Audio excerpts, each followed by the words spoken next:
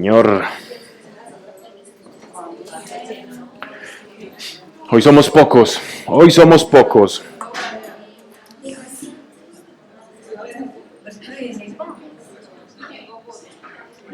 Sí, ya vamos a iniciar vamos a terminar el prólogo.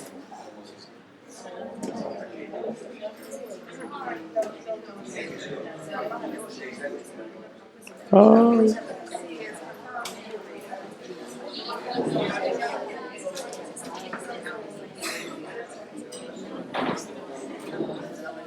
El prólogo ya lo terminamos, ¿cierto?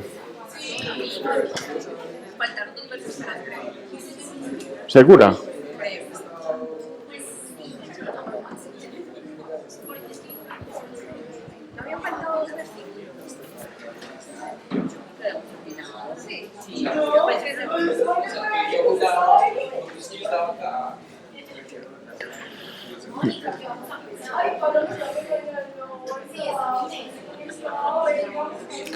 La Biblia es Scofield.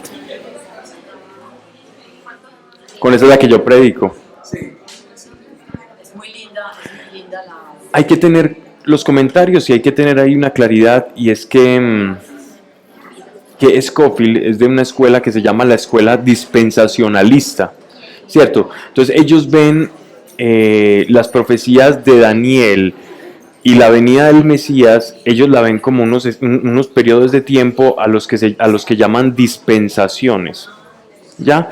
Entonces, el Apocalipsis, si vas a leer los comentarios, están sujetos exactamente, ¿no? a ese juicio a priori dispensacionalista. Es para que tú lo tengas en mente. Son maravillosos, solo ten en cuenta, como es dispensacionalista, lo interpreta de esta manera, aunque no necesariamente tiene que ser así, pero como pertenecen a esa escuela de pensamiento, entonces el comentario te lo van a vender así, pero uno tiene que mirar las cosas, saber qué dicen los dispensacionalistas, qué dicen los preteristas, qué dicen bueno, en fin.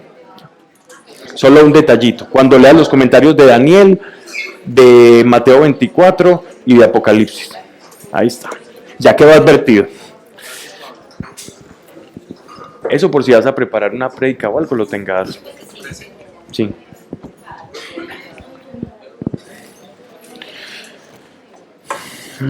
Buenas noches.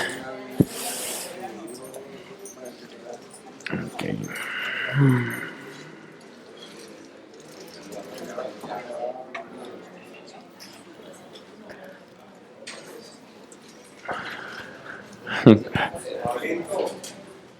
Me encanta verte, Luis. Tu niña. Ya no es niña. Nos quedamos todavía. Tan linda.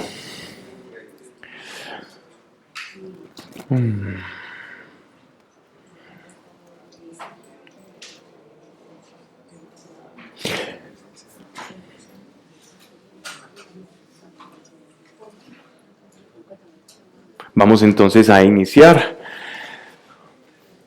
Qué bueno es podernos ver nuevamente para compartir en este tipo de espacio. No solo venimos a vernos las caras, a saludarnos, porque hay ciertamente un amor fraterno entre todos, sino a tener un encuentro con la revelación. Si logramos sintonizar el corazón, imaginémonos el corazón como equivalente al dial de un radio, y vas sintonizando tu corazón a la frecuencia de la revelación, vas a tocar, sin proponértelo, el propósito. Si tú sintonizas tu corazón a la revelación, el propósito va a ir llevándote por la vida. Y yo creo que esa es una tarea fundamental para todos en la iglesia, porque hay muchas personas que llegan a la iglesia como tal y están desubicados. Piensan que la iglesia o la vida en iglesia es simplemente asistir a una liturgia o participar en los asuntos de la iglesia, es arrepentirme, Sentir culpa, luego arrepentirme, después ser perdonado y estar ciclando todo el tiempo como en una especie de purificación de los pecados, y es un trasegar de purificación de pecados, y eso no es la iglesia. La iglesia es el lugar, es el compartir de todos aquellos que por su bendito nombre somos llamados hijos de Dios. Y en esa comunidad de hijos de Dios, lo primero que debemos hacer es reconocernos como tal, reconocer que somos hijos. Y esto es lo que nos ha venido enseñando y hablando el prólogo de Juan. Pero no solo eso, porque tú te puedes reconocer hijo y estar desubicado. El hecho de que tengas ya algo muy grande, que es recibir esa convicción de hijo que da el Espíritu Santo, no te hace caminar per se dentro de tu propósito, sino que hay muchos hijos que se encuentran como desubicados y no saben cuál es su llamado, por qué estamos acá, qué tengo que ver con Jesús. Y asumen su vida espiritual simplemente como una ética cristiana, como voy a cambiar de comportamiento. Si antes hacía esto, pues ya creo que a Dios no le gusta, es incorrecto, creo que tengo temor de Dios y lo voy a dejar de hacer. Y mi vida espiritual se transforma en un hacer o dejar de hacer. Pero en mi interior conservo la misma esencia y me siento desubicado. A todos en algún momento, cuando fuimos llamados por el Señor, se nos presenta esa situación en la que toda esa efervescencia emocional de saber que Dios es real, que lo que pagó Jesús por nosotros es verdad, pero quedamos navegando como en alta mar sin saber a dónde ir. Y le preguntamos, bueno Dios, ¿y ahora qué rumbo tomo? Entonces empiezo a leer libros, empiezo a consultar cosas, empiezo a leer la Biblia, pero sin tomar un rumbo específico. Y es ahí donde Dios nos está llamando especialmente a sintonizar tu corazón con la revelación. Quiero que antes de iniciar con el Evangelio de Juan que estamos escudriñando,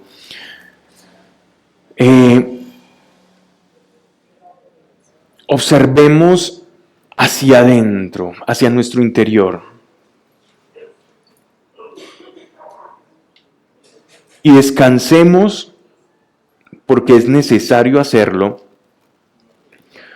en que la palabra de Dios es revelación. Si mi mente está conectada con la verdad, es decir, que la palabra de Dios es la revelación, si con mi mente y mi razón lo creo, con mi corazón yo lo recibo. Si solo lo recibo en la mente, entonces la revelación se queda en un filtro de conocimiento. Y tú puedes saber mucho de Biblia, puedes saber el griego koiné, como lengua muerta, puedes saber el hebreo bíblico, arameo si me apuras. Pero aún así, eso se va a quedar en el mero conocimiento. Porque la revelación, más que a la mente, la revelación está diseñada para llegar al corazón. Gracias. Y no es capricho o predicación de Pablo. En su palabra él dice que su palabra es como espada de dos filos. ¿Se han preguntado por qué dos filos? Mente y corazón. Mente y corazón. Es capaz de doblegar corazones rudos y mentes altivas. Entonces, si tú permites que la palabra pase, corte tu mente, atraviese tu mente, cercene tu mente, porque la mente no significa dejar de pensar y razonar. Cada vez que nosotros expresamos aquí un texto, dentro de su contexto histórico, dentro del tema ambiental de la época en el que estamos tratando, estamos utilizando todas nuestras facultades y potencias racionales. Sin embargo, esas potencias racionales no son suficientes para entender la revelación. Y es ahí donde tenemos que hacer un trabajo interior cada vez que escuchemos o leamos la palabra de Dios. Y es de ahí que va a nacer la sabiduría que luego se vuelve materia prima para que el Espíritu Santo, trabajando esa materia prima que tú comienzas a bajar a tu corazón, Él va a utilizar para extender a los demás. La sabiduría que proviene de Dios es como una semilla que crece, y germina por medio de la revelación que inoculada en nosotros, incubada en nosotros y movida por el Espíritu Santo, va a dar algo que nosotros conocemos como los frutos del Espíritu Santo. Entonces, miren cómo está conectado. Mente, como el primer filtro, corazón, como ese deseo de decir, Señor, yo quiero que esto baje a mi corazón, y esa es la oración que vamos a hacer ahora, por eso estoy haciendo todo este prefacio, y después, cuando baje al corazón, vamos a conocer los frutos. Esta es toda la economía de cómo nosotros comenzamos a dar frutos. Y cuando un árbol da frutos, entonces ese árbol se conoce por un nombre específico. Cuando yo veo un árbol, si yo no conozco, por ejemplo, yo conozco un mango, ¿ya?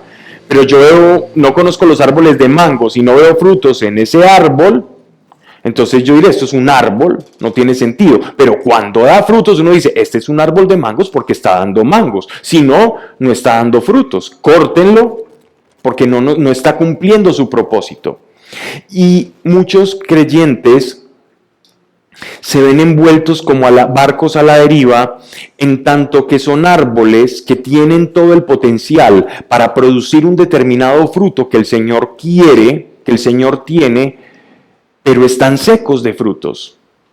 Y cuando tú no das frutos, entonces no vas a experimentar el propósito, porque propósito y frutos están estrechamente relacionados. Cuando tú das frutos, se puede decir que en virtud del fruto que tú das, pues es lo que tú eres, y lo que tú eres determina aquello que tú haces, o sea, el propósito en últimas. Es importante entonces que, ya que vamos a adentrarnos en la palabra, no solo, el filtro de la mente ya lo vamos a utilizar con todas las explicaciones ambientales, atmosféricas, cronológicas, lexicográficas, como quieran que vamos a dar acá. Pero lo más importante es que sintonicemos el corazón. Bueno, la pregunta es, Pablo, ¿y cómo lo sintonizamos? Eso es que decir que sintonizar el corazón, pero ¿qué lo hago? Meditamos, hacemos ascén, nos ponemos en posición de mudra, ¿qué hacemos? Bien, sintonizar el corazón es, primero tienes en la mente la certeza y con el corazón desarrollas la expectativa. Entonces, la mente te dice, la palabra de Dios es real, esto es verdad, esto ocurrió, pero tu corazón es la vasija que espera y desarrolla una expectativa. Siempre ten una expectativa de que lo que estás escuchando va a producir algo en ti. De esa manera honras a Dios, honras su palabra y estás produciendo un terreno abonado para que el Espíritu Santo tome esa revelación abonada por la expectativa, que entre líneas simplemente cambié la palabra expectativa, pero es fe, porque la fe es una expectativa, y sosteniendo esa expectativa se va a producir el milagro, y es que la palabra de Dios se va a comenzar a encarnar en sus hijos, y una vez encarnada es como la semilla inoculada que va a producir frutos dentro de ti. Eso es lo importante de la palabra de Dios. Entonces, nosotros como creyentes no podemos desligarnos de la palabra de Dios. Yo me siento hijo de Dios y no necesito nada más, pues lo siento, porque el Espíritu Santo va a tener poca materia prima para actuar y generar sabiduría en ti. Por lo menos acércate, no tienes que ser un erudito, pero acércate a la revelación, porque la revelación de Dios es una herramienta maravillosa que Él te dio. Es como estar desnudo en una selva o estar bien en una selva, estar con cobijo, estar abrigado, tener como sortear la inclemencia del tiempo, asimismo opera la palabra de Dios en nosotros. Entonces, todo esto para hablar de sintonizar el corazón. Así que tengamos una actitud en la que sintonizamos el corazón en este momento, ya que vamos a invitar a Dios aquí a participar con nosotros, para que esta revelación comience a llegar y a producir algo sobrenatural. Padre, gracias por este lugar, por cada persona, por tu amor y porque no es casualidad que quien haya venido se encuentre en este lugar, porque hay revelación en tu palabra, porque eres fiel y verdadero. Oh Dios, ven a este lugar, eres invitado de honor y sintoniza nuestros corazones para que sin importar la circunstancia que estemos viviendo o pasando, podamos recibir conforme a nuestra necesidad. Que cada palabra que la razón puede interpretar llegue a nosotros en todos los niveles, con todo su potencial, para cambiar, para transformar, para reargüir, para adoctrinar, para formar, para hacernos ver cómo estamos delante de ti, o qué quieres de nosotros, o aún qué cosas hay que tú nos has dado y no estamos aprovechando, Señor. Todo lo que está en tu palabra, Señor. Ven, Espíritu Santo, a este lugar. Ven, Padre, a este lugar. Eres invitado de honor. Y que tu palabra hable por sí sola. Que no se diga aquí cosa alguna que no esté de acuerdo a tu voluntad. Y todos corazones sintonizados a una encontremos la respuesta, Señor, a nuestro propósito. En el nombre de nuestro Señor Jesucristo. Amén. Bien, vamos a hacer algo hoy. Las grabaciones, hay varias personas que vienen siguiéndonos en los audios, en las grabaciones, y cuando hay intervenciones de nosotros, no se escuchan, ¿cierto? Porque el micrófono está acá. Entonces, mientras no tengamos como una solución a eso, muchas personas nos están diciendo, es que me pierdo, yo escucho la respuesta, pero no sé qué preguntaron y me pierdo. Entonces vamos a anotar las preguntas que tengamos o las intervenciones y las ponemos al final, para que los que nos vienen siguiendo, los que nos están escuchando, no se pierdan de la pregunta, ¿cierto? No se pierdan de lo que está preguntando, porque muchas veces dice, pero ¿por qué estás respondiendo eso? Yo quería saber qué fue lo que se preguntó. Y se pierden de la pregunta y no entienden por qué entonces hacemos las aclaraciones que se hacen. ¿Vale? Y además, por cómo están siendo grabados y están siendo subidos a YouTube, es importante que tengamos eso entonces en cuenta, porque muchos se quedan con ganas de saber cuál fue la pregunta, cuál es la inquietud y por qué llegó a la respuesta. Entonces, dicho esto, estamos en el prólogo de Juan. Nosotros, para los que vienen por primera vez, lo que hacemos es escudriñar la Biblia, libro por libro, y vamos sin afanes, sin apuros, texto por texto, exprimiéndolo como si fuera una super naranja Tangelo. Y nos queda faltando mucho, nos queda faltando mucho. Yo siempre que llego a casa pienso, ¿y por qué no dije esto? ¿Y por qué no hablé esto? O me acuerdo de cosas que pudieron haber aportado, pero siempre dejamos todo en manos del Señor, y a veces hay datos que son curiosos, pero que quizás tampoco llenan el corazón, ¿ya? Como saber en qué fecha ocurrió esto, o qué estaba pasando en esos momentos históricamente en otra nación, y que uno a veces da, pero que no son muy relevantes. Creo que ya habíamos terminado el prólogo, si no estoy mal, o faltaron algunos versículos del prólogo. Terminado el prólogo, entonces vamos al Evangelio de Juan. Dios mío, hay mucho escrito al respecto acá.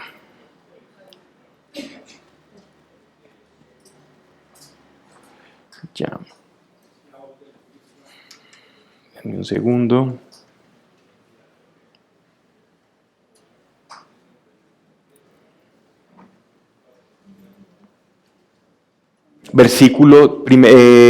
Evangelio de Juan, capítulo 1, verso 19.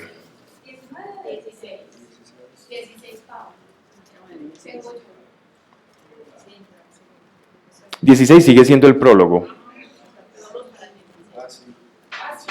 Vamos a empezar lo que sería el Ujú. prólogo.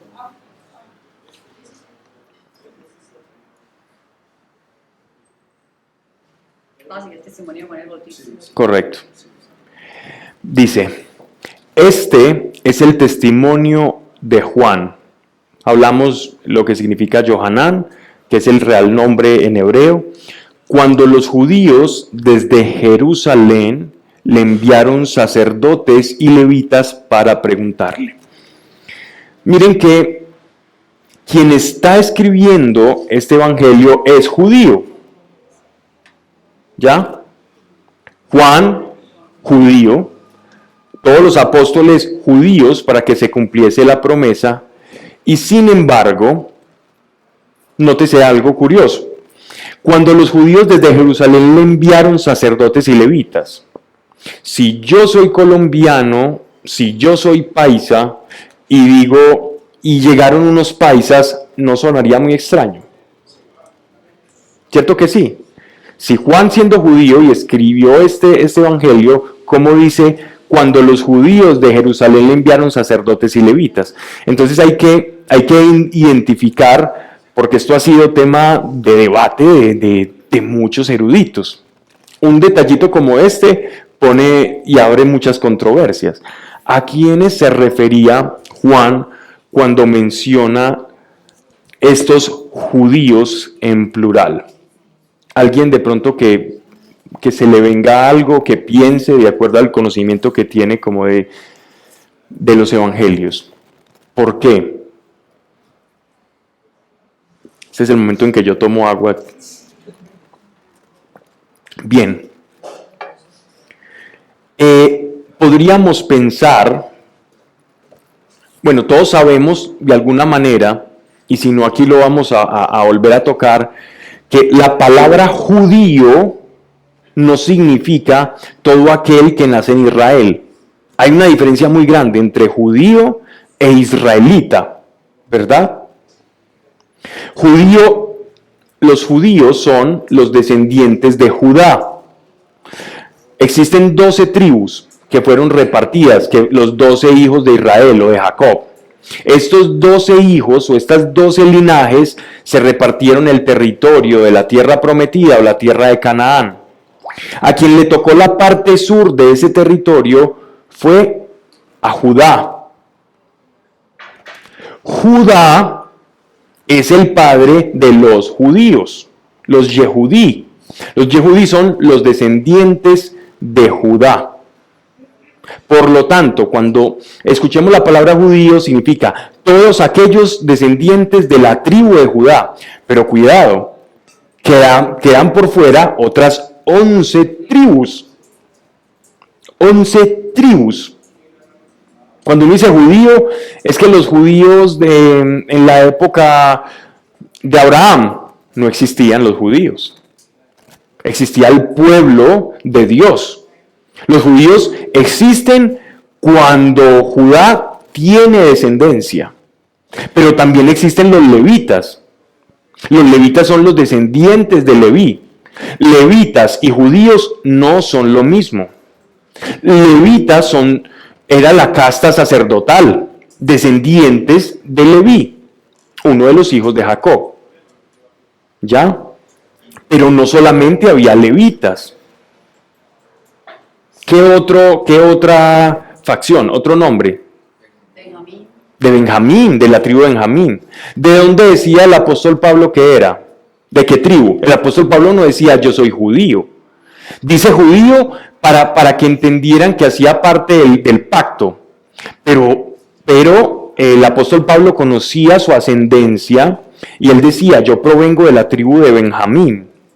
Él conocía su linaje y él provenía de Benjamín, era benjaminita. Entonces, es bueno hacer la claridad porque nosotros le decimos judío a todo lo que se mueve en Israel. No todo lo que se mueve en Israel es judío. Judío es el que desciende específicamente de ese tronco. De hecho, Jesús, ¿de dónde proviene? O sea que Jesús es judío, porque proviene de Judá, por eso es el león de Judá. El rey David también provenía de la tribu de Judá. Y es curioso, y según la genealogía, María también proviene de la tribu de Judá. Eran judíos, porque de los judíos, de los descendientes de Judá, iba a venir el Mesías. Y nótese algo de la genealogía de los judíos. Y es que la genealogía de los judíos es bien interesante, porque no es de los mejores comportados de todos. Si vamos a ver, retrocedamos a José, el intérprete de los sueños. Ese hermoso profeta que en todo le iba bien, aun a pesar de las circunstancias más adversas que les tocó vivir. Bajo la cárcel, cuando fue acusado en Egipto, y después interpreta los sueños del faraón y es nombrado visir, segundo al mando después del faraón, que era considerado Dios en la tierra. Y él era cabeza del linaje de una de las tribus de Israel. José era cabeza del linaje. Uno podría decir, Jesús debió haber tomado de lo mejorcito. No, pero en la tribu de Judá incluso hay prostitutas. Rahab, la ramera, que era una prostituta que trabajaba en Jericó, en la ciudad de Jericó, que sirvió a los espías israelitas antes de que derribaran y sitiaran la ciudad, le sirvió a los israelitas, y para que no la mataran, ella se une a los israelitas y adopta a su Dios como su Dios. Y Rahab, si leemos la genealogía de Jesús y al rey David, está dentro de la genealogía de Jesús. Y no nos vamos más lejos. Ruth, que tiene un libro que es en la Biblia, que es el libro de Ruth. Ruth era una mujer que no era judía, que no pertenecía a ninguna de las 12 tribus. Y fue adoptada y abrazada, y Ruth es un símbolo de la iglesia, porque Dios nos adopta a nosotros sin ser de ese pueblo, nos adopta como suyo. Y ahí está Ruth. Y el libro de Ruth, los invito, es muy corto y es precioso porque nos muestra a nosotros también cómo es el trato de Dios con la iglesia y cómo debemos ser nosotros como iglesia para con Dios en nuestra relación. Entonces miren que el término judíos acá no se está refiriendo a los descendientes de Judá, porque estamos hablando que para la época de Jesús, y esto es bueno ponerlo en contexto para todo lo que vamos a seguir leyendo, para la época de Jesús solo quedaban 2 tribus abiertamente reconocidas en su linaje. Algunos decían, yo provengo de Benjamín, pero esa herencia se fue perdiendo en el tiempo. Hasta el primer y segundo siglo era muy fácil para ellos decir a qué tribu pertenecían. Ahora los judíos hacen una cantidad de inventos para ver de qué tribu provienen, pero solo quedaban muy reconocibles la tribu de Leví y Judá, ¿ya? Algunas de Benjamín, otras de Manasés, los que estaban más cerca de Jerusalén. ¿Por qué ocurre esto? ¿Por qué ocurre esta dispersión? Porque el reino de Israel, cuando muere David y lo toma Salomón, una vez muerto Salomón, el reino se divide en 2, porque se pelean el reinado de Israel. Uno de sus hijos, ¿cierto? Uno de los hijos de Salomón y un lugarteniente, un militar, un jefe, un general de Salomón llamado Jeroboam. Y entonces esto hace que el reino de Israel se divida entre norte y sur, con la consecuencia que como el reino de Israel eran tribus, entonces las tribus que estaban en el norte, o los territorios del norte, quedaron atrapados en lo que llamaron Israel, y las tribus del sur quedaron atrapadas en todo Judá, que tenía todo ese territorio sur que limita casi con Egipto y con lo que nosotros conocemos ahora como Palestina. Ese es como el límite del Israel davídico. Y entonces ya entrando en esto, cuando Israel, no el sur, cuando el sur resiste, Jerusalén resiste el sitio de Sargón, el rey de los asirios, cuando ellos logran resistir eso, Israel no resiste, o sea, el norte cae y el sur permanece en pie. Estoy haciendo un resumen del resumen del resumen. Entonces, como el norte cae, esas tribus quedan dispersas y comienzan a irse a otros países. A España, ahí comenzó la primera colonización de semitas, de descendientes de Israel a España. Y ellos llamaron a España Sefarad. Por eso es que se conoce a los judíos españoles como los sefarditas. Porque ellos llaman a esa tierra, a esa península ibérica, la llaman Sefarad. Y ellos muchos se fueron para Sefarad por todo el mar, cruzando el Mediterráneo, otros por el Imperio Romano y el comercio que tenían con esa tierra y por las subsiguientes invasiones. Otros se fueron a Siria, otros se fueron a Babilonia, otros se quedaron en esa parte norte, pero perdieron su tierra y su identidad, pero como estirpe y como promesa seguían siendo. Y es por eso, o de ahí sale más bien lo que se conoce como la leyenda de las tribus perdidas de Israel, ¿ya? O las 10 tribus perdidas de Israel. Y hay algo muy, muy misterioso acá en estas tribus perdidas, porque es como si la voluntad divina hubiera dispersado toda esa genética de la promesa para llevarla a diferentes naciones y mezclarse con todo el mundo conocido. De eso que ahora que está muy de moda hacerse esto del test genético, ¿cierto? He visto datos sobre esos test que hacen, de dónde proviene tu linaje, tu genética, y casualmente el mundo, todos tienen por allá, o la gran mayoría, tienen un porcentaje de esa tierra de Israel. ¿Y a qué se debe esto? A esa diáspora, a esa dispersión. Cuando escuchen la palabra diáspora significa la dispersión de una nación, por causas generalmente de peste o de guerra. Entonces, debido a esta diáspora, ellos se esparcieron por todo el mundo y muchos de estos pueblos van a encontrar que tienen en su linaje algún judío, alguien que recibió esa promesa y esa bendición de Jacob. Y esto es bien bonito, ¿no? Esto ahí queda como para el misterio. Hay muchas investigaciones, documentales, textos preciosos que abordan este tema de las tribus perdidas de Israel y a dónde fueron a parar.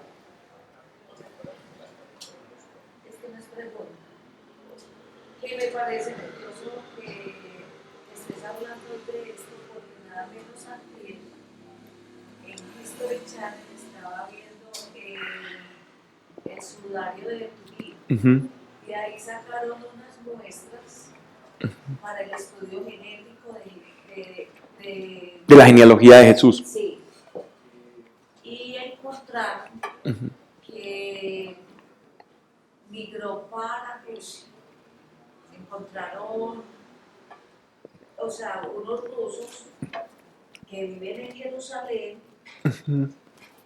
seguro pues migraron lo que tú estabas diciendo, y con la misma genealogía de Jesús.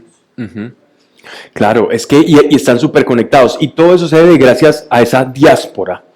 Y es muy curioso, porque de hecho cuando nosotros leemos la carta del apóstol Pablo a los romanos, Pablo no fundó la iglesia de Roma. Pablo, cuando llega a Roma, ya había una iglesia constituida de muchos judíos que fueron evangelizados desde Jerusalén. Y esto se va esparciendo y Dios va actuando.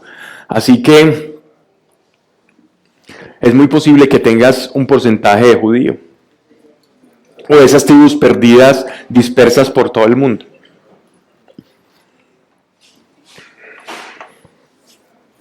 Bien, dicho esto, entonces aquí la expresión judío ya se está refiriendo a personas que gozaban de cierta preeminencia o cierto respeto como autoridad dentro de Israel. No se están refiriendo a judío como gentilicio o como perteneciente a una religión o a una devoción, sino que están dando esa connotación de judíos como eran reconocidos como de autoridad en el pueblo. Presumiblemente y con mayor consenso, dentro de los biblistas o eruditos de las Escrituras, se ha llegado a un consenso mayoritario, y por eso lo traigo a colación, en que este término judío se refiere a los fariseos. ¿Listo? De pronto en alguna traducción que nos quiere facilitar el asunto puede poner, se acercaron algunos fariseos. En ninguna dice eso, de las que están leyendo. Perfecto. Entonces ninguna nos quiso como favorecer en ese punto. Este es el testimonio de Juan. Cuando los judíos desde Jerusalén le enviaron sacerdotes y levitas para preguntarle. Entonces, aquí tenemos, vamos a entrar en el ambiente. Dicen, Pablo habla y no avanza. ¿Qué está ocurriendo acá?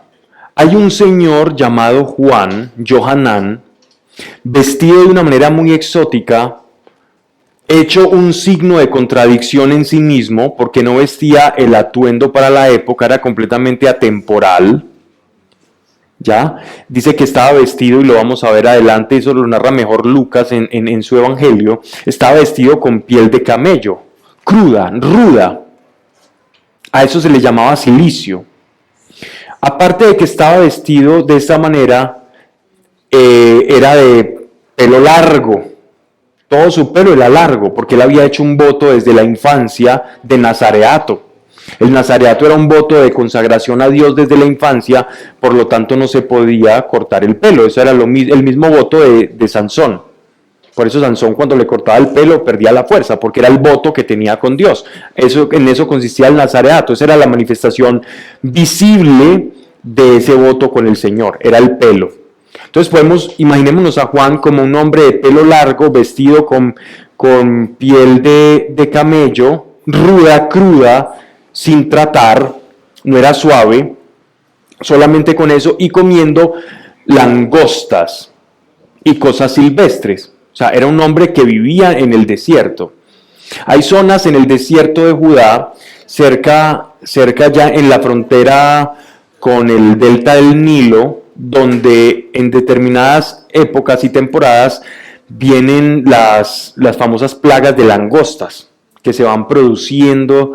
Una vez explicamos esto, creo que fue en el libro de, no sé si fue Ezequiel o Isaías, alguno de los libros proféticos, que explicábamos cómo era que se comenzaban a hacer lo que llaman enjambres de langostas. Fue en Ezequiel. Y entonces, él comía eso, él no comía las langostas que venden ahora bien caras, sino él se comía estas langostas insectos, él se alimentaba de esos insectos, y uno se pregunta, ¿pero por qué? Y es porque todo profeta del Antiguo Testamento tiene una particularidad, y es que encarna el mensaje. El profeta es como un performance viviente de su anuncio, de su palabra, de lo que va a enseñar. Él encarna vivamente lo que es su predicación. El profeta del Antiguo Testamento. Porque no solamente habla con su boca, sino que habla con su vida. Recordemos, por ejemplo, a Isaías. Recordemos a Jeremías. Recordemos a Ezequiel. ¿Ya? Cuando Dios lo mandó a profetizar acostándose en un ladrillo cocido. Y la gente creía que estaba loco. Y él comenzó a llamar la atención, y veían que él en ese ladrillo cocido comenzaba a dibujar una ciudad que era la ciudad de Jerusalén, y cómo Dios la iba a destruir. Y la gente, él como signo de contradicción a lo que vivían las personas alrededor de él, porque eso es un signo de contradicción, es vivir algo diferente a lo que está viviendo el común denominador. Entonces, él encarnando ese mensaje, hacía esto y estaba enmudecido. Acuérdense que Dios le quitó el habla para que él hablara con su vida. Y llamó la atención y muchos se arrepintieron. Pues Juan Bautista, siendo el último profeta a la manera del Antiguo Testamento, también encarnaba este mensaje. Y como símbolo de contradicción, comenzó a llamar la atención vestido de esa manera. Vestido de esa manera, ¿por qué? Porque iba a predicar arrepentimiento. Entonces, si yo voy a predicar arrepentimiento, tengo que estar vestido como alguien compungido y arrepentido. Cuando tú estás arrepentido por algo, si tú la embarraste con tu pareja, con tu madre, con un hermano, tú no vas celebrando y mostrándole señal, él va a decir, pero este sí estará arrepentido, este cara dura, descarado, ¿por qué viene de esa manera aquí? Hola hermano, ¿qué tal? Mira, te robé 10 millones de pesos, te quité la novia, y a mí, pero te amo. No tiene sentido, es decir, verdaderamente me estás pidiendo perdón de esa forma, ¿ya? Porque cuando el corazón peca, se vuelve pequeño, se vuelve árido, ¿ya? Se vuelve estéril. Y precisamente aquello que va a fecundar esa esterilidad es el perdón. Entonces el arrepentimiento encarna en la figura de Juan un hombre vestido de piel de camello, tosco, comiendo eso porque su mensaje es de arrepentimiento. Y es un performance, una manera figurada de expresar su mensaje. ¿Vale? Entonces esto llama la atención en las autoridades, significa que cuando algo llama la atención es porque ya está haciendo bullita, ¿no? Ya está haciendo bullita. Y como está haciendo bulla, llegaron los celosos del conglomerado religioso y las autoridades de Jerusalén y comenzaron a preguntarse, bueno, ¿y este quién es? Y entonces ellos llamaron a un lugar que todos conocemos como el Sanedrín. Les voy a explicar qué es el Sanedrín, ¿cierto? Eso lo vemos mucho en películas de Semana Santa, de Jesús, y que Jesús fue llevado al Sanedrín. Pero ¿qué era ese Sanedrín? El Sanedrín no estaba constituido necesariamente por sacerdotes. Los levitas, que eran los sacerdotes, se encargaban de todas las funciones litúrgicas o ritualísticas del templo de Jerusalén. Entonces prendían incienso, cerraban las puertas, limpiaban los atrios, hacían los sacrificios, recibían a las personas. Esto toda la tribu de Leví.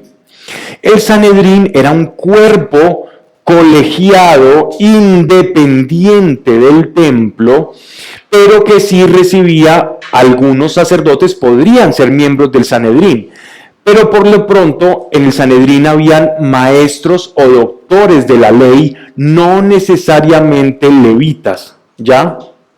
Entonces, los levitas se encargaban de estas cosas del templo, habían también levitas doctores en la ley, y no solo en funciones del templo, y de las autoridades judías, fariseas de Jerusalén, Juan Bautista llama la atención porque un hombre en el desierto comienza a decir que se arrepientan, que porque el reino de los cielos está cerca, come langostas, no le hallan contradicción en su discurso.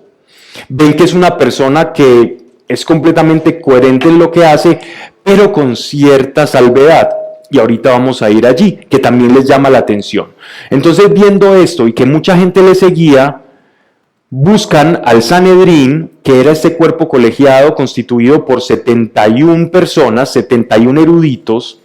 Cuando a Jesús lo juzgan en el Sanedrín, eran 71 personas que estaban ahí juzgando su caso, juzgando si él había dicho una herejía o no. Eran 71 personas. ¿Ya?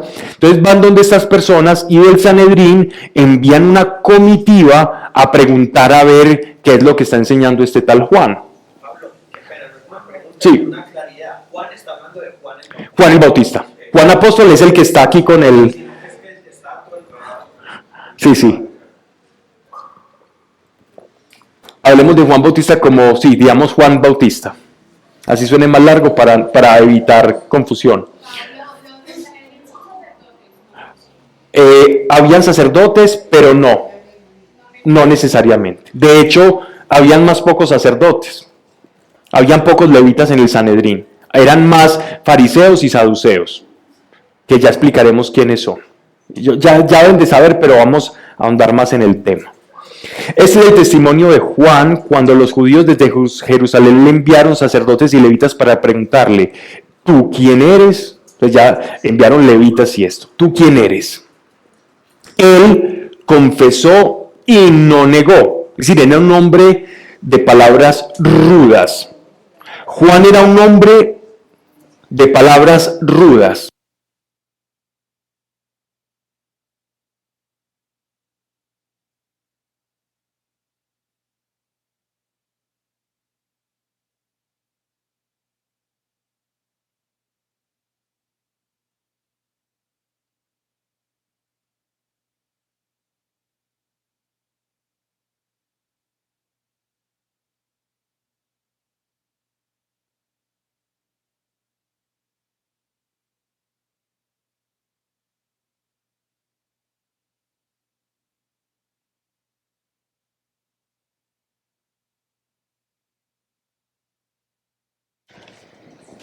Entonces, ahora sí retomando, Juan era un hombre de palabras rudas y toscas, como su mensaje. Entonces miren lo que él dice.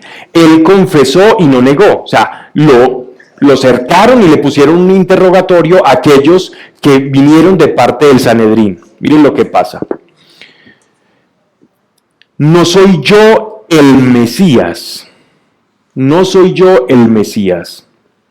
Le preguntaron entonces, ¿qué? ¿Eres Elías? Él dijo, no soy. ¿Eres el profeta? Y contestó, no. No voy a dejar pasar esto de largo porque aquí hay bastante contenido.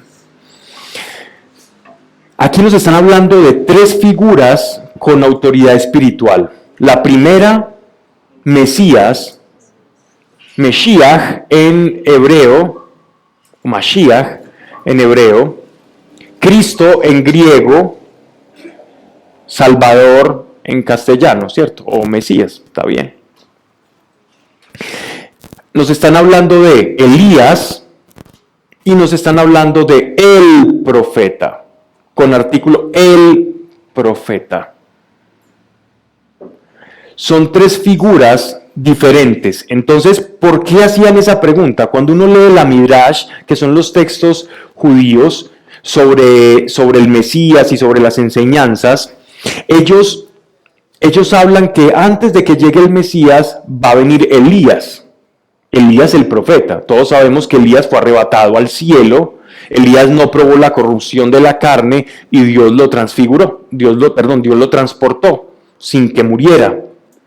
Lo mismo que el señor Enoc en Génesis, el que caminó con Dios y Dios arrebató. El gran amigo de Dios, Enoc. Entonces, ellos decían que Elías venía a preparar el camino del Mesías, a ser el precursor del Mesías. Entonces por ahí le preguntan, ¿es usted Elías? Y él dice, no, yo no soy. ¿Es usted el Mesías? No, yo no soy. Y cuando le dicen, eres el profeta, sabemos que Elías era profeta.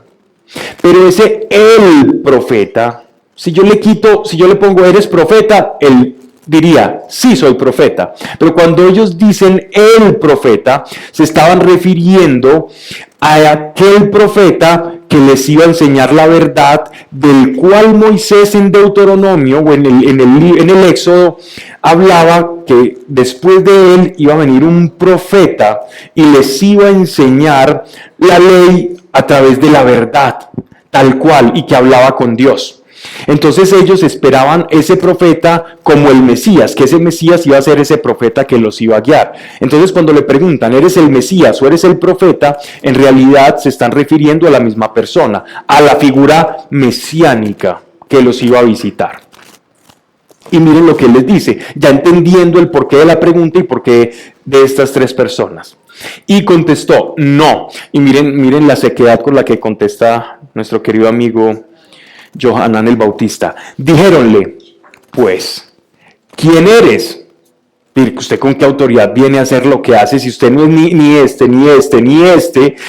ni el Mesías, ni el profeta que esperamos? Entonces, ¿usted por qué está acaparando la atención y por qué se viene al desierto acá a enseñarle a todas estas personas? ¿Con qué autoridad está haciendo eso? Si no es ninguno. ¿Quién eres para que podamos dar respuesta a los que nos han enviado? Es decir, a ese cuerpo colegiado de 71 personas de eruditos llamado Sanedrín. ¿Qué dices de ti mismo? Ese que dices de ti mismo denota que hubo un silencio en Juan cuando le preguntaron. Y seguía predicando y seguía caminando como si se tratara de un simple ruido. Él dice, ya respondí lo que respondí, y siguió tranquilo. Y ellos seguían inquepándolo. ¿Qué dices de ti mismo? Y dijo, yo soy la voz del que clama en el desierto. Enderezad camino del Señor. Señor en S mayúscula, o sea, de Dios. Según dijo el profeta Isaías. ¿Vale? Entonces, tengamos esto aquí en consideración. Y vámonos al texto de Zacarías. Vamos al texto de Zacarías, al libro de Zacarías, es muy cortico y ahí van a encontrar la voz que clama en el desierto para que veamos a qué profecía se estaba refiriendo Juan el Bautista, que hablaba de él, que lo estaba profetizando a él. Él es ese de aquel, Zacarías fue el último profeta. Miren, estamos hablando, para que entendamos el contexto, que 500 años... Eso es casi lo que tenemos del descubrimiento, bueno, de que Colón llegó a América, ¿cierto? Casi pues, rayita más, rayita viene, pero casi eso. 500 años en que los judíos no recibían palabra de Dios de manera sobrenatural. Entonces viene un hombre rarófilo, hablando en el desierto, comiendo langostas, con un voto de nazareato y haciendo cosas extrañas, y les llama la atención y van a preguntarle quién es él, porque una sequía de 500 años, o es el farsante más grande de todos, porque ya habían otros. En la época de Jesús había uno de nombre Judas, que llevó un montón de personas al desierto y se murieron allá en el desierto, que dijo que era el Mesías y los dejó morir. Entonces a ellos, al Sanedrín le tocaban tocar temas de fe muy interesantes, aquel que se creía esto, aquel que se creía otro, y les tocaba entonces como organizar y poner en cintura todos esos movimientos que se iban desarrollando. Y este no era la excepción, estaban haciendo una valoración. Vamos a leer entonces Zacarías, ¿ya lo encontraron? Por favor, entonces Hernán, aquí cerquita que se escuche. Busca ahí cuando dice voz que clama en el desierto, es muy corto. Ya te lo encuentro. Yo es para no desacomodar aquí.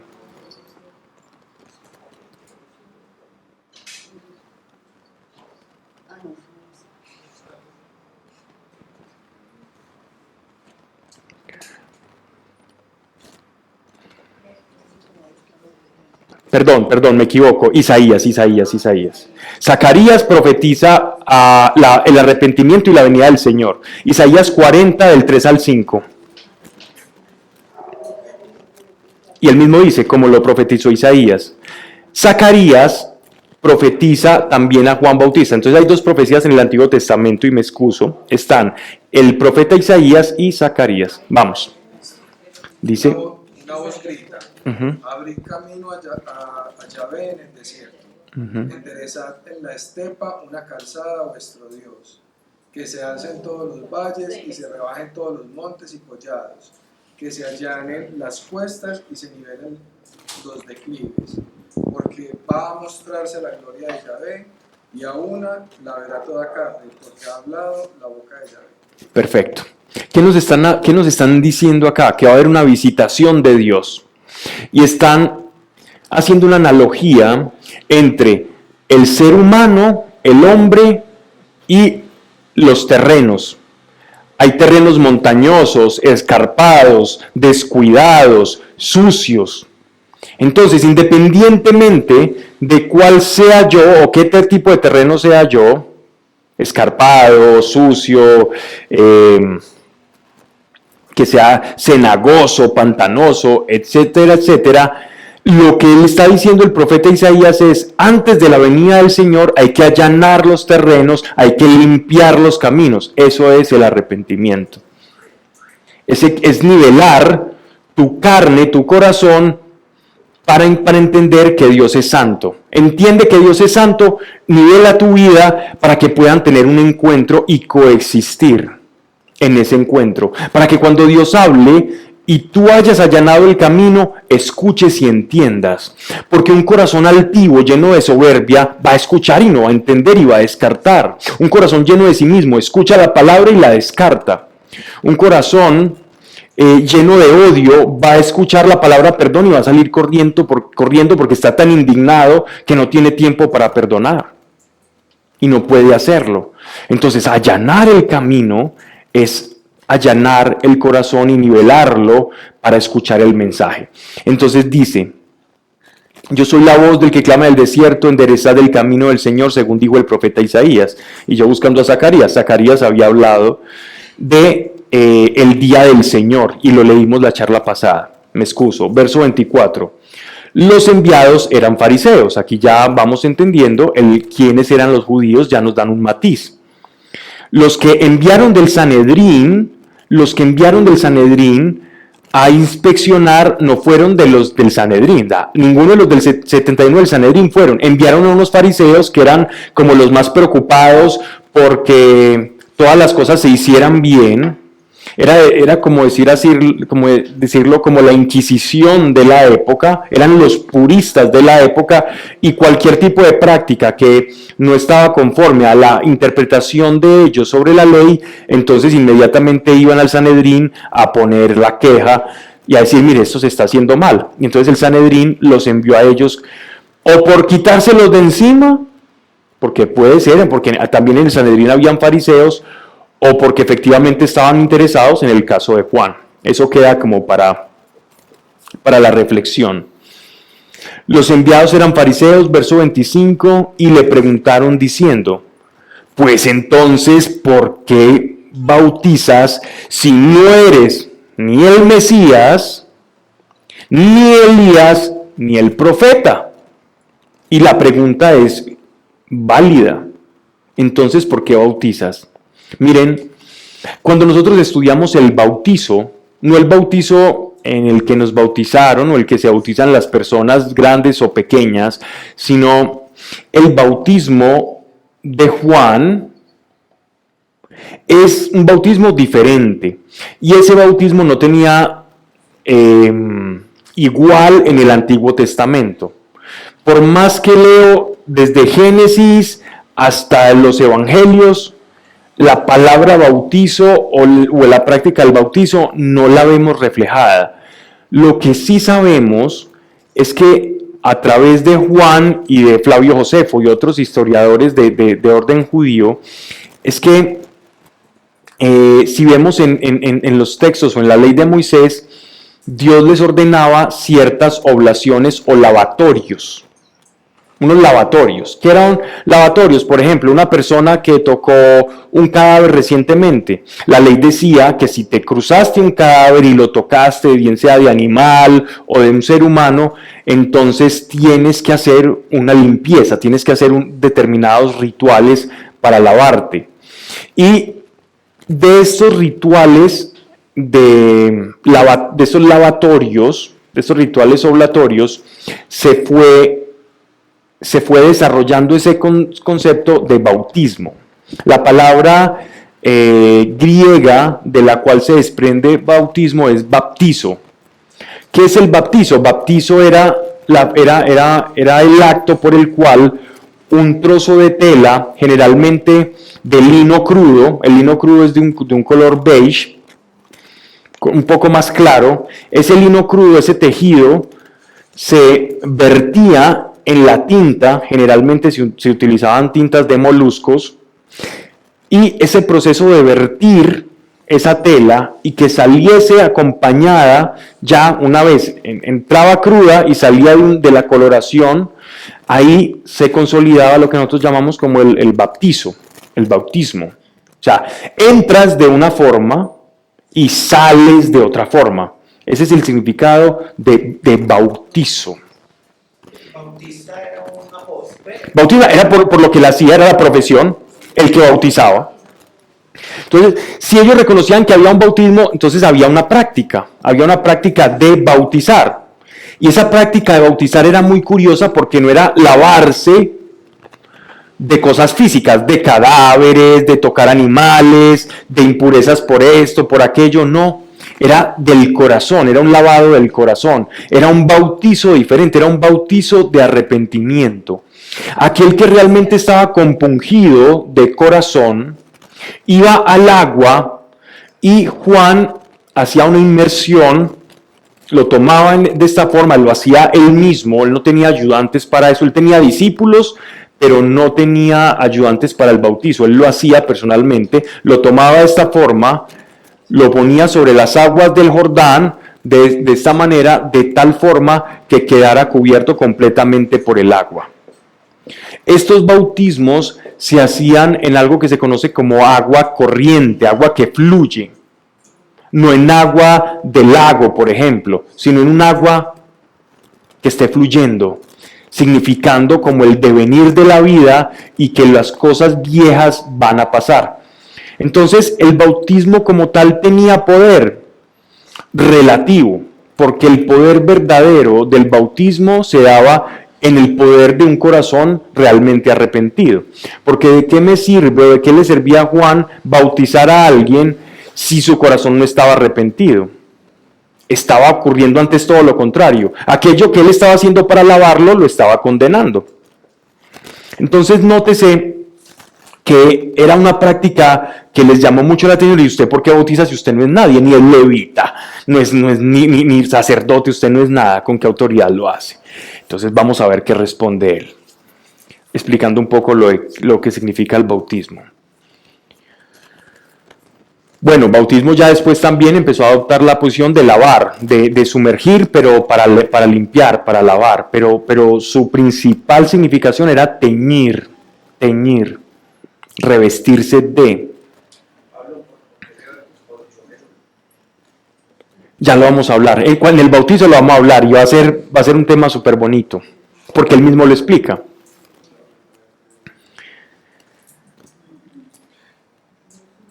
Entonces, ¿por qué bautiza y no es el Mesías, ni Elías, ni el profeta? Verso 26. Juan les contestó diciendo: yo bautizo en agua,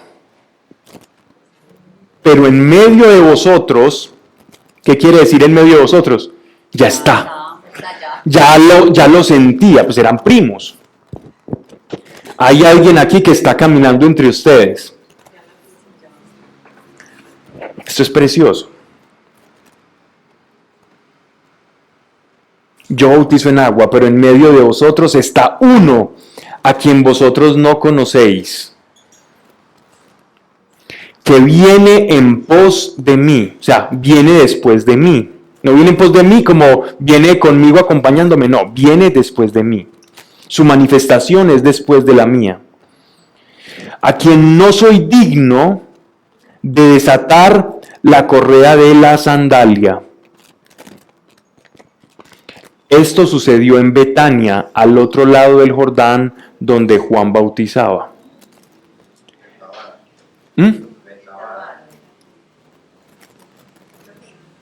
Lo mismo.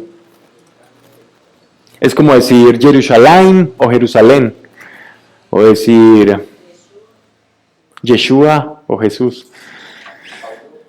La vida pública de Jesús en este momento en que está, o no está nada en este momento. Mejor dicho, cuando... Nada, no hay manifestación de la vida pública de Jesús, empieza en el bautismo de Juan. Empieza ahí, su ministerio. Antes era un paria para la gente, no lo conocía nadie. No, él siempre ha sido el Señor, pero para la gente era un desconocido. Mire que el mismo Juan lo dice. Un paria, un desconocido. Bien. Esto es importante. Miren que Juan Apóstol, ahora sí hago la aclaración, Juan Apóstol, el que está escribiendo con su pluma, está haciendo una salvedad muy grande y es intencional. Y es, desenmarcar el ministerio de Juan Bautista de la obra de Jesucristo. ¿Por qué? Ya se conoce por allá en el siglo II, 200 años después de Cristo, que personas que fueron bautizadas por Juan, que no conocieron a Jesús, siguieron predicando el bautismo de arrepentimiento. Entonces Juan, siendo conocedor de eso que estaba ocurriendo en la época, deja este testimonio para aquellos que todavía seguían practicando el bautismo de Juan, sin conocer a dónde iba a desembocar la predicación de Juan, que era en el Mesías, que era como precursor del Señor, pero no era el Señor, ni el profeta, ni el Mesías. Entonces pudieran recibir una evangelización y conocer a Jesús. Entonces esto es completamente intencional, el que esté esta salvedad. Adelante.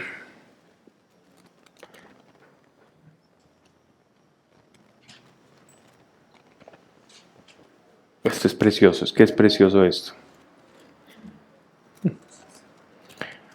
Me gustaría ver todos los paralelismos entre los evangelios sinópticos, los del de Mateo, el de Lucas, el de Marcos con el de Juan, pero creo que no hay necesidad porque igual vamos a ahondar mucho en el texto. Verso 29, ¿no? Al día siguiente vio venir a Jesús y dijo. Entonces imaginémonos la escena. Está Juan Bautista haciendo lo suyo, con sus problemas lumbares de hacer este movimiento todo el día, y con proteína de insectos y miel silvestre. Bueno, eso le daba cierta energía, pero igual, era un trabajo muy duro, predicando arrepentimiento y viviendo en silicio, encarnando su mensaje. Ya Juan tenía un grupo de discípulos, personas que lo seguían a él.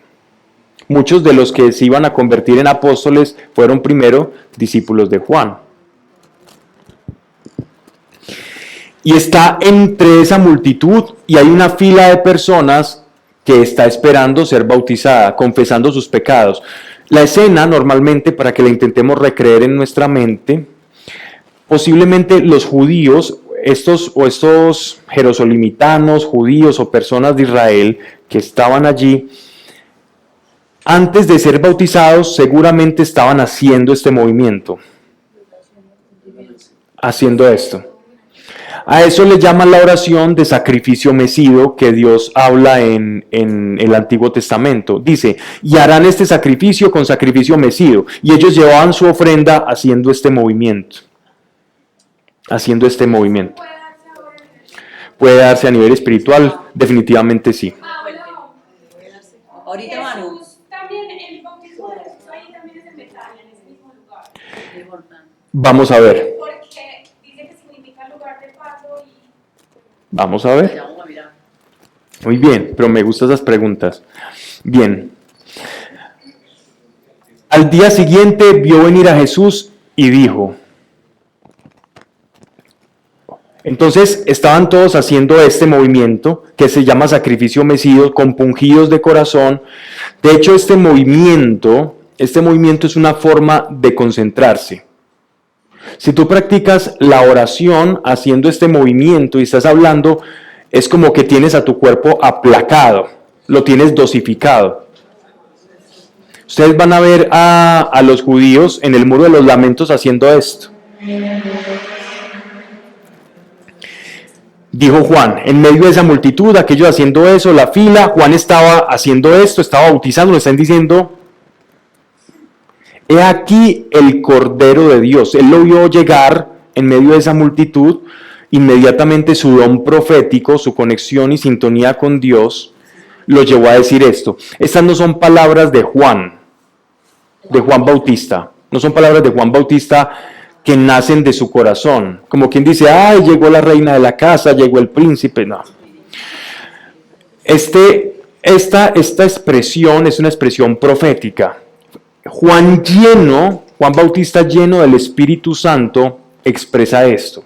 Esto es en una dimensión profética. Juan no fue el mismo, no era el mismo el que estaba bautizando cuando dijo esto. Ya el Espíritu Santo estaba actuando sobre él y dice lo siguiente, he aquí el Cordero de Dios. un cordero. Si hay alguien que conocía el ministerio de Jesús, ese es en esta revelación. ¿Cuál era el atributo o cuál era la razón por la cual existían los corderos en el ritual o en la liturgia del templo? Era un sacrificio. Era un sacrificio para pagar una deuda de sangre. Entonces, he aquí el Cordero de Dios que quita el pecado del mundo. Esto es una herejía para la época. El que Juan proféticamente haya dicho esto era herético, porque el Cordero no quitaba tu pecado. El Cordero expiaba tu pecado. Y es que hay una diferencia entre expiar y perdonar. Expiar es como quien dice, yo perdono pero no olvido.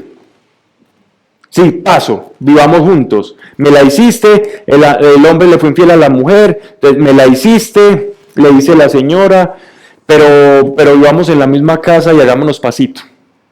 ¿Ya? Eso es expiar, para decirlo de una manera vulgar.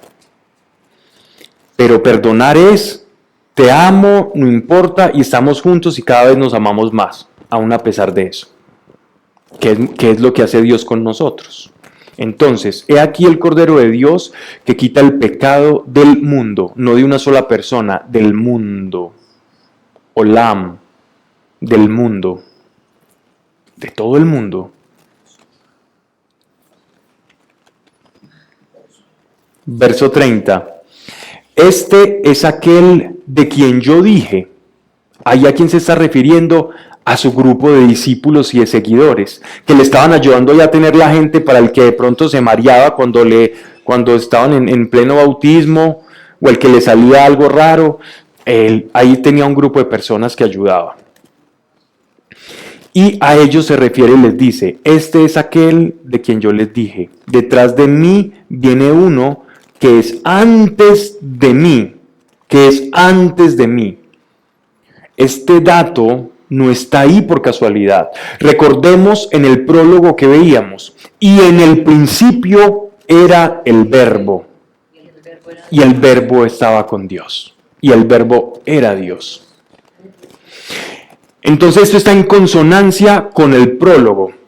Aquellos que dicen que Juan el apóstol no escribió el prólogo están desconociendo que está en perfecta sintonía este pasaje, este versículo con el prólogo.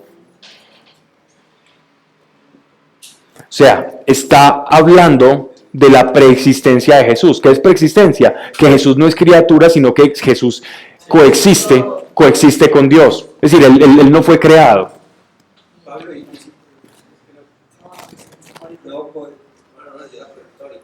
Listo. Aguántela ahí. Bien. Dice, era primero que yo. Yo no le conocía como Mesías, sí como primo, mas para que él fuese manifestado a Israel, he venido yo. O sea, Juan está reconociendo su papel. Yo soy el que preparo y allano los corazones de todos aquellos que lo van a escuchar. Espiritualmente, salgámonos un poco del contexto. Estamos viendo la imagen donde él está hablando a sus discípulos de uno que está asomando la cabecita por allá, que viene calladito, tranquilo, con su túnica. La túnica de Jesús no era una túnica cualquiera. Mateo nos narra dentro de los evangelios cómo era la túnica de Jesús. Y vamos a explicar por qué, ya que Mateo sí lo explica. La túnica de Jesús era una túnica confeccionada especial, sin una sola costura. Era una túnica de una sola pieza. Con esta túnica Jesús comienza su ministerio público. O sea, Jesús después de este bautismo comienza a utilizar muy posiblemente esa túnica preciosa. Con la que muchos lo miraban y ¿quién se cree? ¿Y saben por qué sí? Porque era esa túnica de una sola pieza. porque en él no había mezcla. Él era perfecto, uno solo. Simbolizaba su perfección. Yo no mezclo esto con esto, yo no mezclo un poquito de bueno con mucho bueno con un poquito de malo por acá, yo no mezclo una mentira con esto. En mí no hay mezcla, en mí no hay hibridación. Yo soy un ser completo y genuino.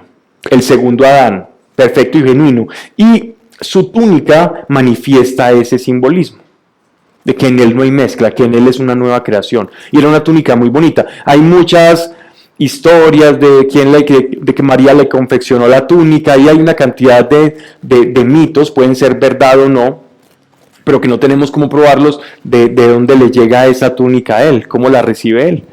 Pero sabemos que cuando era pequeño recibió incienso, mirra y oro, y eso tiene un poder muy fuerte, lo que significa el incienso, lo que significa la mirra y el oro. El incienso significa que es sacerdote, el oro significa que es rey, y la mirra significa la santidad, significa su santidad. No era cualquier tipo de regalos, y eran muy costosos. Bien, dice, bueno, entonces vámonos al sentido espiritual de todo esto, salgámonos del contexto meramente material. Espiritualmente, ¿qué está ocurriendo acá? Dice, en estos momentos, Juan el Bautista está percibiendo en el Espíritu, frente a toda la multitud, que tiene la revelación de que su primo, él no sabía, él sabía que Dios le había dicho que él iba que venía alguien de él, pero él dice, yo no sé quién es, no sabía que era el primo, mi primo es alguien especial, pero yo no sabía que era el Mesías, ni siquiera él sabía. Pero en ese momento los cielos proféticos, la revelación se abre para Juan Bautista, y él percibe en la atmósfera del Espíritu que quien viene allí caminando calladito dentro de la multitud es el Mesías de Israel, y tiene una dignidad contra todo pronóstico, más allá de lo que se puede ver por su apariencia física. Pablo, es una pregunta. Ahí cuando en Lucas dice de... Él no estaba. Por eso estamos dejando las preguntas para el final. Sí, por eso. Escríbala ahí. Yo la escucho igual. Bien.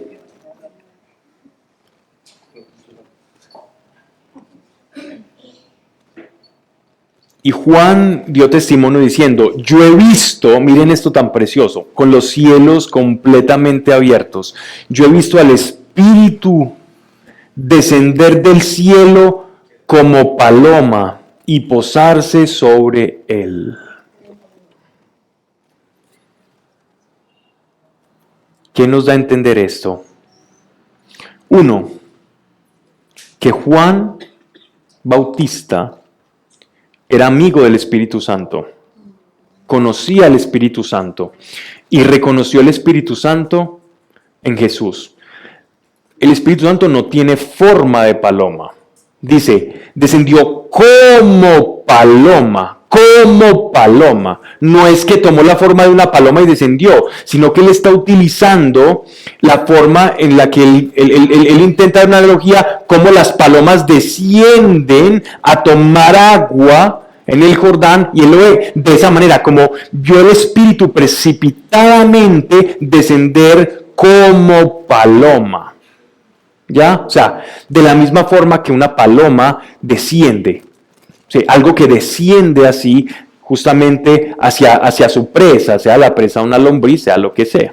Ese fue el símil que él utilizó. Las representaciones como paloma le quedan son muy lindas, a mí me gustan, pero le quedan cortas al Espíritu Santo. Le quedan muy cortas. Es decir, el Espíritu Santo como una paloma queda muy corto. Lo encierra demasiado, ¿o no, Anita? Yes. Muy bien.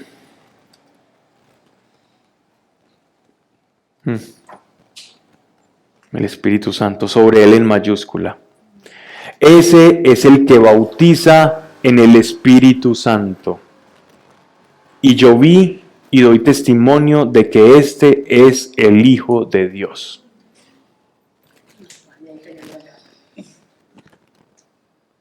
Entonces, ¿qué extraemos de este texto? 1. Juan Bautista es aquel que había profetizado Isaías, el que preparaba espiritualmente a las personas. Si bien Juan, ya sabemos en qué atmósfera espiritual estaba, ojo, porque aquellos que estaban escuchando a Juan también entraron en esa atmósfera espiritual. Y esto es lo que en esto sí me quiero detener, porque es en esa misma atmósfera espiritual en la que nosotros entramos cuando comenzamos a escuchar el Evangelio. Entonces, cuando yo hago arrepentimiento, mi corazón adquiere oídos, mi corazón adquiere ojos. Y así lo entendían ellos. Ustedes muchas veces leerán en el Evangelio, lo haremos. El que tenga ojos para ver que vea, el que tenga oídos para oír que escuche.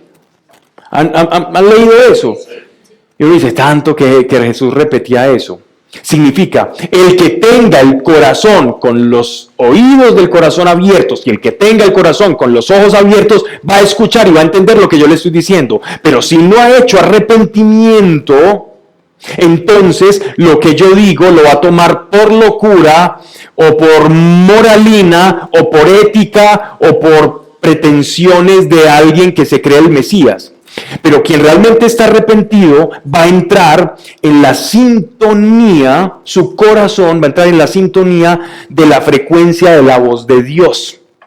Y cuando yo entro en la frecuencia de la voz de Dios, Él me dice, sígueme y yo lo sigo.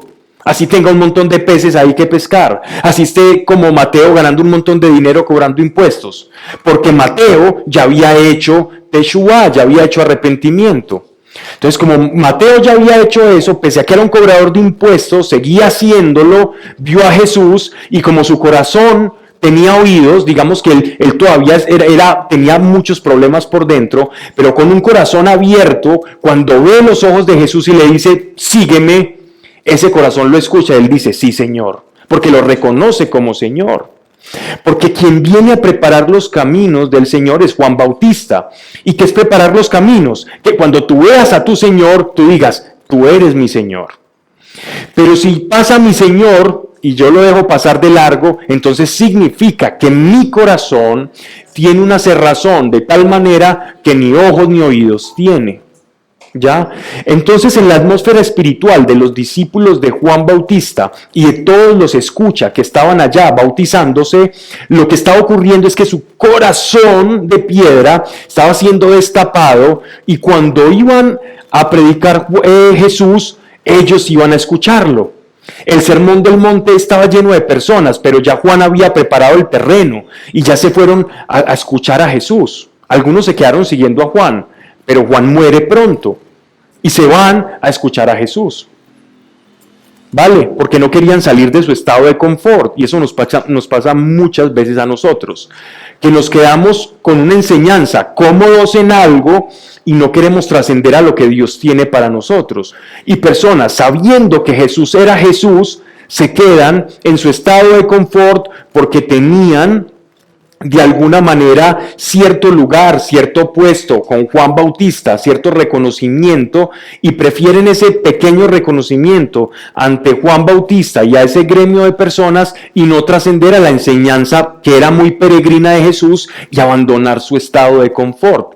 Y esto nos ocurre a nosotros porque uno muchas veces uno juzgará a ellos y les dirá, pero ¿por qué se quedaron algunos con Juan y no siguieron a Jesús después de semejante afirmación tan tajante, ¿no? Semejante verdad tan fuerte. Y es porque somos muy apasionados de ese estado de confort y no dar ese siguiente paso. Y Dios siempre dice que Él quiere llevarnos de victoria en victoria, no de fracaso en fracaso, o Dios no dice, yo quiero que tú te acomodes y te quedes. Desacomodarse es lo mejor que le puede ocurrir a uno. En el momento duele un poco, pero a la postre termina fructificando. Me frenan porque yo aquí voy de lleno, entonces por la hora, ¿cierto? Dice, entonces tenemos también otro matiz y es que hay un bautismo en agua y un bautismo en el Espíritu. Esto es precioso porque el bautismo en agua tiene que ver con toda nuestra naturaleza caída, la naturaleza de antaño, como preparar el corazón para recibir algo nuevo. El bautismo de agua, ¿qué es? Es allanar, acuérdense, preparar el terreno. ¿Para qué tú preparas un terreno? ¿Para qué tú aplanas? Si yo tengo un monte y voy a construir una casa, ¿qué hago? Aplano, allano el terreno para poder edificar. Lo cual nos viene entonces a nosotros a decir que Juan Bautista preparó el terreno, pero Jesús es quien realmente va a edificar sobre ese terreno. Y ese terreno se prepara con el asadón, el apapico y la pala del corazón por medio del arrepentimiento. Cuando yo hago eso, entonces Jesús ahí sí llega y nos bautiza con fuego. En otras traducciones dirá con fuego. Y ese fuego es el Espíritu Santo. Entonces, ¿qué ocurre en este bautismo? Lo leeré, yo creo que lo enseñaremos después, en Pentecostés lo hablaremos, pero ya nos hace nuevas personas. Ya no hay tan lindos, no, ya tienen otra vez relación con Dios. No, es más que eso. Dios nos entrega a nosotros, al entregarnos su Espíritu, es que Él nos da de su propia naturaleza. Él nos vincula completamente a su naturaleza a pesar de ser pecadores. Y esto es lo maravilloso del asunto. Pero de eso hablaremos más adelante, porque creo que en la etapa de la pasión y la crucifixión se nos va a ir largo. Voy a tener, creo que, una exposición larguita, sin leer mucho el texto, sino una exposición aparte. Dice, y yo vi y doy testimonio de que este es el Hijo de Dios. Perdónenme repetir tanto, pero con las explicaciones vuelvo al texto y me anclo otra vez a la realidad.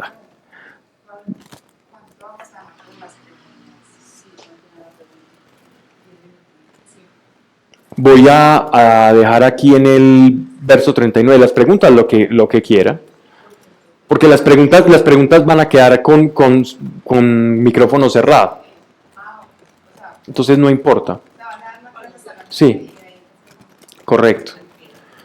Verso 35. Al día siguiente, otra vez hallándose Juan con 2 de sus discípulos, fijó la vista en Jesús que pasaba y dijo, he aquí el Cordero de Dios. Jesús seguía deambulando por ahí. Los 2 discípulos que lo oyeron siguieron a Jesús. Qué precioso. ¿Qué quiere decir? ¿Qué pasó con estos 2 discípulos en su corazón? Tenían su corazón y ya sabían, este es el Señor, y lo siguieron. Muchos nos quedamos en esa etapa de no realmente arrepentirnos, y por eso no experimentamos ese bautismo en fuego, y por eso nos cuesta seguirlo. Al contrario, es para alegrarse. Los 2 discípulos que lo oyeron siguieron a Jesús. Volvióse Jesús a ellos, viendo que le seguían. Jesús iba solito caminando, simplemente caminando y rondando ahí el asunto. Y les dijo, ¿qué buscáis? Dijéronle ellos, Rabí. Rabí es maestro. Es una forma de llamar al maestro. Normalmente en Israel todos adoptaban como a un rabino o a un maestro de turno. Entonces, dependiendo de la sinagoga a la que tú asistieras, tú acuñabas como un maestro, y en ese maestro recibías formación espiritual. Y entonces ellos están diciendo, ya adoptamos a Juan, pero ahora te adoptamos a ti. Entonces le dicen rabí. ¿Qué quiere decir maestro? Dice acá. ¿Dónde moras? ¿Dónde vives? Porque Juan vivía en el desierto y ellos acampaban cerca a Juan. Les dijo, venid y ved. Fueron pues y vieron dónde moraba, y permanecieron con él aquel día. No se nos dice dónde moraba, pero seguro tenía una locación que no era precisamente en el desierto ni vestido de cilicio. Lo cual, importante resaltar esto, no te hace espiritual cómo te vistas o dónde vivas. Si vives en lujo o si vives de manera más discreta. Si tienes un carro de un modelo antiguo porque quieres pasar desapercibido, o si quieres el carro último modelo.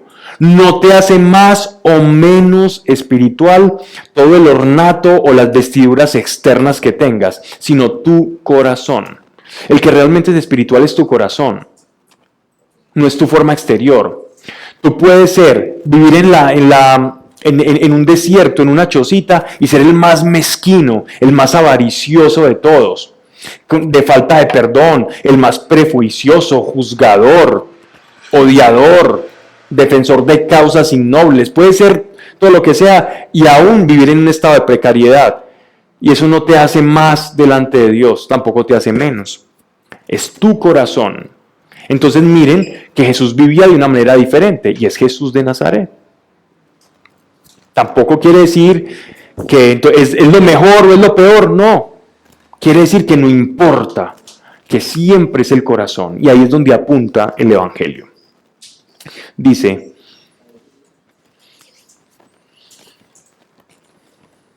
era como la hora 10:00. Era, verso 40, Andrés, el hermano de Simón Pedro, uno de los dos que oyeron a Juan y le siguieron. Estamos hablando que ya nos empiezan a escribir, primer apóstol, Andrés, el hermano de Simón Pedro. Primero llegó Andrés y después Pedro.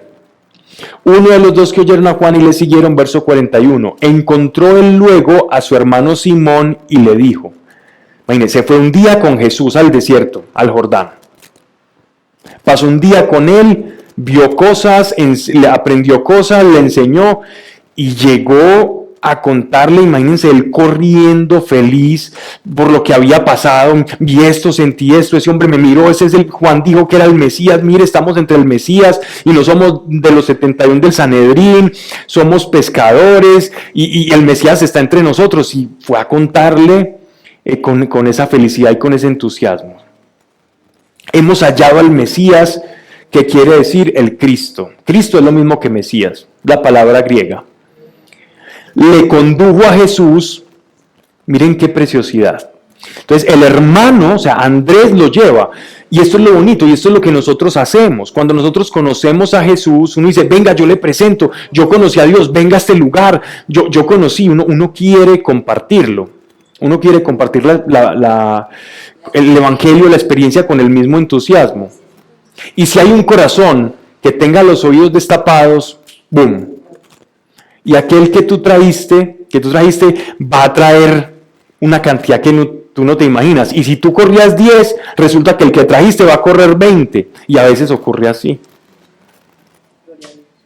Y qué bonito que así sea. Porque los hijos espirituales que tenga ese otro que tú trajiste serán hijos tuyos. Entonces dirás, bueno, tú trajiste 20, pero yo te traje a ti, entonces a mí se me computan los tuyos más tú, y siempre voy a ser uno por delante que tú.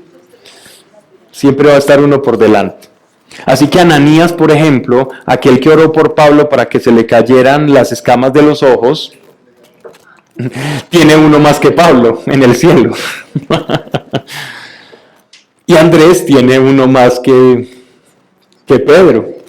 Aún siendo Pedro, que todos sabemos que tenía una preeminencia en la iglesia primitiva. Dice, tú eres Simón, el hijo de Johanán, el hijo de Juan. Juan era un nombre, como ven, así como Catalina, Camila o Claudia. Tú serás llamado Cefas, que quiere decir Pedro. Kefas es piedra. Tú serás llamado piedra. ¿Qué quiere decir? Y Pedro es lo mismo. Pedro es piedra, literal. Verso 43. O Petrus. No sigan ahondando en el nombre. Verso 43. Al otro día, queriendo él salir hacia Galilea, encontró a Felipe. O sea que sabemos que Jesús estaba cerca del Jordán, cerca de Betania. Y de ahí sale a hacer su predicación. Ya Jesús, ellos lo están viendo con la vestidura bonita, con la vestidura de una sola pieza. Después del bautismo, aquí ya él inicia su ministerio público. Con la recolección de los apóstoles inicia su ministerio público. Ojo, no solamente lo seguían los apóstoles, para esta fecha también ya lo estaban siguiendo mujeres. Apóstoles y discípulos son Diferentes, muy diferentes. Los apóstoles son solo 12. Los discípulos eran muchos, más de 5,000.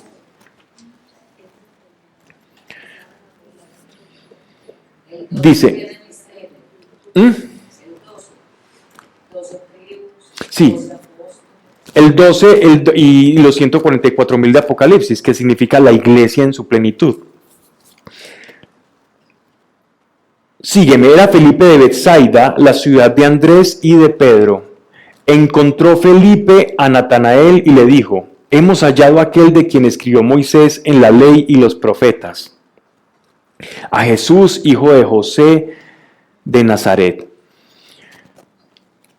Yo quiero que nos recreemos esto porque uno muchas veces ve esto muy serio, pero imagínense un montón de algunos jóvenes, están ampliamente entre jóvenes y adultos, todos felices porque eran personas del común y ven a un hombre predicando como predica, que fijó los ojos sobre ellos y que no está allá metido en el palacio de Herodes o en el Sanedrín o mirando por encima del hombro, sino andando con ellos y diciéndole, sígame y vámonos en montonera.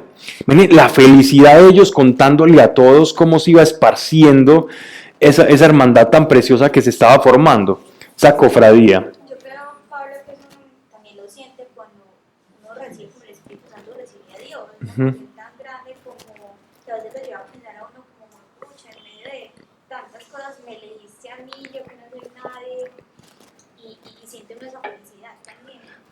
Todos sentimos eso, yo todavía lo sigo sintiendo. Que te ve la cara enamorada. Claro. Que narras. Bien, muy bien. Vio Jesús, díjole Felipe, díjole Natanael, ¿de Nazaret puede salir algo bueno? Eso era un refrán porque Nazaret no producía nada, y esto es bíblico, y de Nazaret puede pasar algo bueno, y él le responde así, es que de allá puede venir algo bueno, pero Nazaret literalmente significa como el retoño, como un retoño, un sarmiento.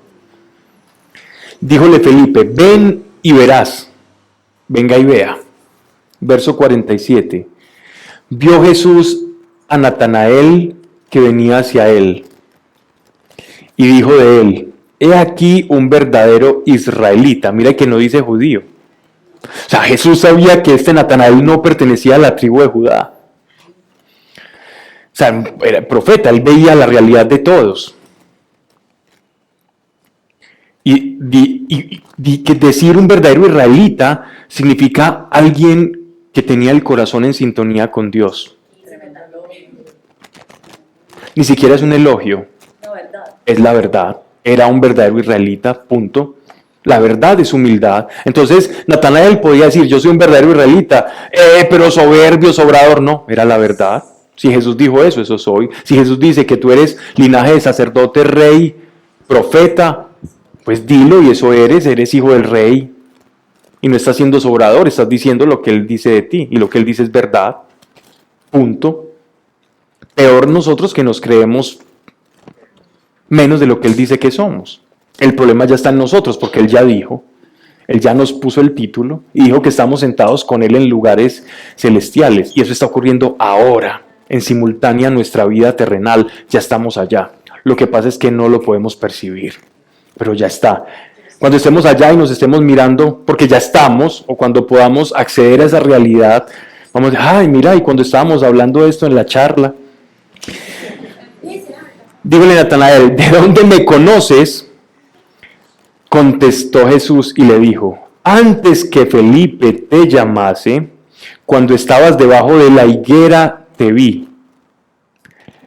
Debajo de la higuera es muy normal que Natanael estaba haciendo una oración de la tarde,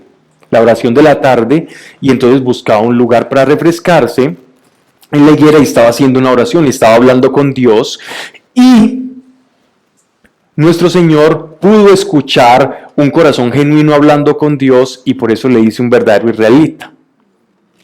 Y es precioso. Es muy normal, según la escena, que él estaba haciendo su oración de la tarde.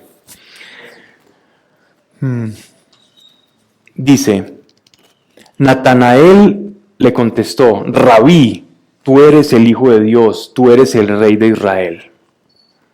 Contestó Jesús y le dijo: porque te he dicho que te vi debajo de la higuera, ¿crees? Y porque viste algo medio sobrenatural, ya me dices todo lo que me dices. Y es normal que eso ocurra.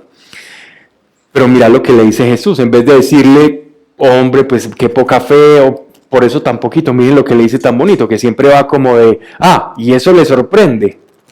Vea pues lo que le voy a decir. Cosas mayores has de ver. Y añadió significa que se detuvo en el caminar, porque iban caminando y hablando. Jesús hace una pausa y dice: en verdad os digo que veréis abrirse el cielo y a los ángeles de Dios subiendo y descendiendo sobre el Hijo del Hombre. Bien, aquí nos surgen dos inquietudes. La primera, ese énfasis en verdad, era precisamente lo que dije anteriormente, era una expresión coloquial, semítica, del hablar de los judíos de la época para resaltar una verdad, no de cosas naturales, sino una verdad trascendental. En verdad significa, en verdad, naturaleza, en verdad celestial, en verdad en el cielo y en verdad en la tierra, te digo. O sea, te estoy diciendo por el cielo y por la tierra, porque conozco ambos, el cielo y la tierra. Estamos hablando de Jesús. Y era una expresión que utilizaban los rabinos o maestros de la época para enseñar a veces ciertos pasajes de la Escritura, del Antiguo Testamento o del Pentateuco. Y dice: veréis el cielo abierto. Ellos como apóstoles, como seguidores del Señor, ellos tuvieron muchas visiones sobrenaturales de lo que pasaba con Jesús. Entonces, muy posiblemente para ellos ver ángeles descendiendo, haciendo cosas, no era extraño viéndolos en Jesús. Él les dijo: ustedes van a ver eso. Se sorprende porque yo sé que usted estaba ya orando y usted estaba hablando y yo vi algo en su corazón. Pues espere cuando vea el cielo abierto a ver qué va a pensar. Y eso que vieron cosas más grandes que esta, por lo menos Santiago, Juan y Pedro, en la transfiguración. Nos da perfecto para terminar acá. En la próxima charla no me dejen olvidar que voy a explicar algo más de lo que es como la topografía de Nazaret, el por qué el dicho de Nazaret, porque Jesús tenía que venir de Nazaret, porque ahí hay encerrado un misterio muy interesante en relación al rey David, en relación a Nazaret, en relación a Jesucristo y al tronco del Mesías, para que no me dejen olvidar, porque lo pasé de largo porque venía muy interesado como en el tema y en terminarlo. ¿Cierto? Y eso es más como dato curioso que no aporta tanto, pero vale un poquito la pena tenerlo. Entonces damos por terminado la charla de hoy y vamos a hacer una oración. Padre, gracias por tu amor, gracias porque leer tu palabra y tu revelación y hacerlo entre personas y entre hijos y hermanos en la fe es maravilloso, porque es delicioso ver la sencillez con la que llegaste al mundo, siendo el creador del mundo, y llegas acá en esa sencillez,